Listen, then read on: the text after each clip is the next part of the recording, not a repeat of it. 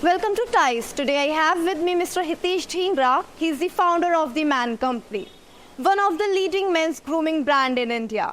Welcome, Mr. Hitesh. Thank you. Thank you so much. So to begin with our conversation, Hitesh, can you tell me what really inspired you to come up with a brand like the Man Company and make such a big name? Well, I think the journey started in 2014-15. We really wanted to kind of do something in personal care and grooming space.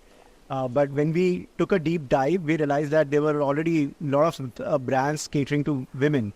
But when it came to men, there were just two categories. One was deodorants and second was a fairness cream. Right. So there was hardly anything that existed. When we started talking to our friends and family, we realized that I think everyone has started going to salons a lot often. They've started going to gym a lot often. So what that means is, men had started taking care of themselves. They were getting conscious thanks to social media, etc. But at the same time, there was no single product or brand they were associating with when it came to grooming. And we figured out that there is a good opportunity to build a brand which is exclusively targeting Indian men. And so I think that gave birth to the Man Company. So you mentioned you started back in 2014-15. Now we are in 2024 and I must say the competition has increased. There are a lot of brands in this space. So how do you differentiate the Man Company from the competitors? So I think two things. One, we realized early on that it was not just going to be brand building in an already established category. I think category was very new. So we needed more players, more competition to grow the category together. Second, I think if you look at some of our peers, all of us started this journey within a year span of 1 year. Right. And all of us took a very different positioning. So I think so let's say if you say the Man Company to anyone who is either our user or not, I think the first imagery that comes to your mind is gentleman. Right. So I think that's a very strong positioning that we took from day one, where we tried building a lifestyle brand which is a lot more aspirational, a lot more premium, and kind of emotionally connects with our consumer. So Hitesh, जब हम grooming की बात करते हैं, so we have seen that millennials and Gen Z are quite aware of all this. Yeah. But there is a segment of men who are still not, into all this. So how do you make sure that your product reaches to, everybody out there? Right. No, you're absolutely right. I think especially when it comes to Gen Z, they are very comfortable in using the products, and not just the basic personal care products. Now they've started using color cosmetics as well, right? But when it comes to, let's say, 30, 35 plus age group, they are just not that much involved in the category. Sure. And to kind of create awareness, create education, we did two things. One, we created a lot of content around grooming, why grooming is important, and let's say how to use a face scrub. And so we started creating a lot of content just to reach out to this 35 plus audience. Second, we realized that it's very difficult to convert them as a consumer online. So we started with our own stores. So today we have 70 of our own stores, and there the percentage of consumers above 35 is way higher than Gen Z, right? So we try to educate 35 plus men in those retail outlets, and we let them experience our products, try different products. We realized that I think fragrance is one category that these men were already buying. So we launched fragrance as a category 2-3 years back, and started acquiring them as our customers using fragrance as a product. So we must say that, the Man Company is one of the leading D2C brands in India. So how do you see the D2C space growing ever since the inception of the Man Company? No, I think it has evolved a lot. Honestly, D2C as a word was non-existent when we started in 2015-16.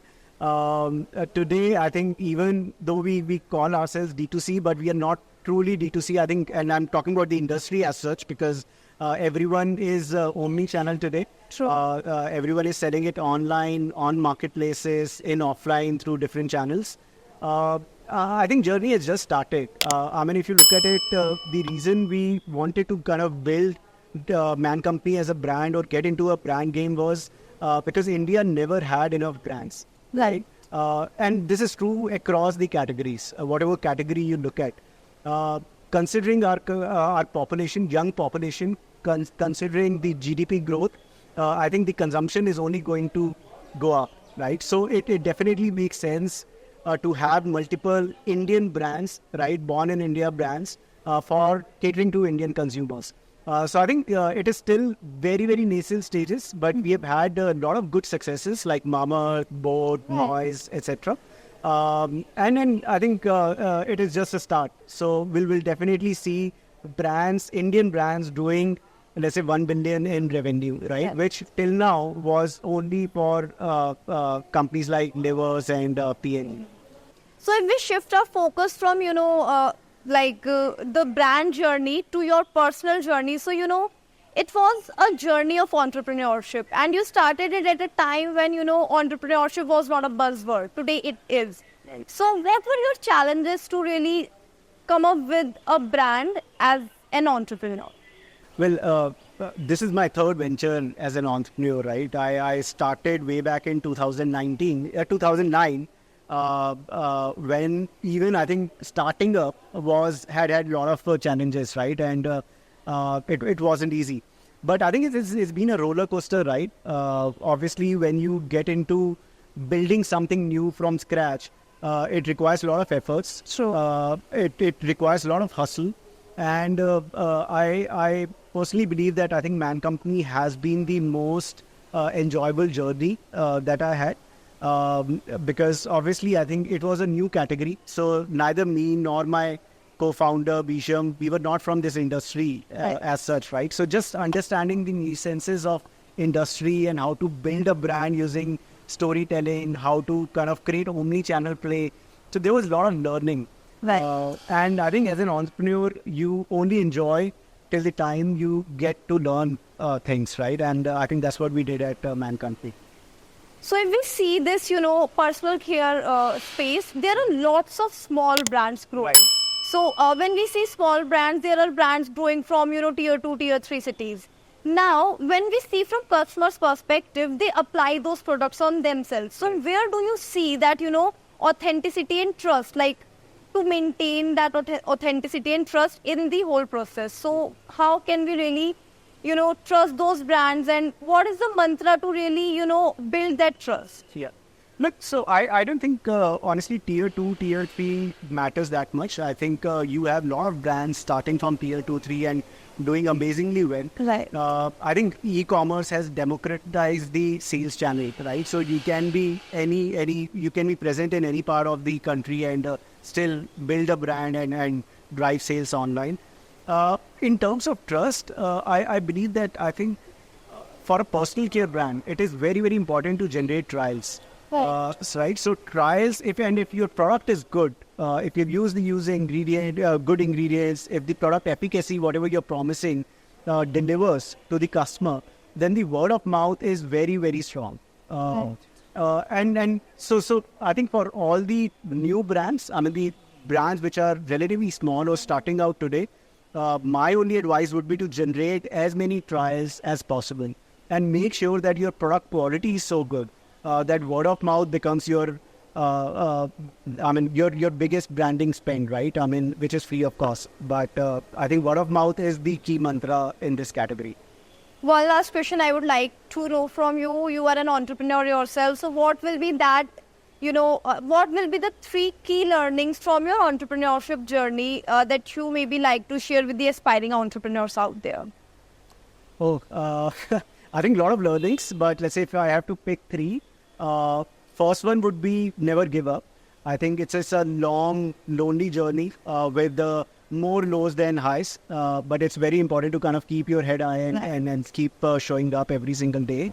Build a business with very strong unit economics, where money should not become oxygen for your business, right? So make sure that your business at any point in time is self-sustained, and raise money only when you need it for growth and not just to meet your day-to-day expenses. Very important. Third, I think build the right team. Invest in right people. in initial stages, you want people who are self-motivated, Right. and they are not just joining you for money, right? I mean, they are joining you to learn a different aspect of running the business, right? So give them that opportunity, and make sure that you hire. So first 10 people that you hire kind of defines the path that your company will follow in future years. So, yeah. Thank you so much, Hitesh, for connecting with us and sharing your insightful thoughts. Thank you. Thanks so much.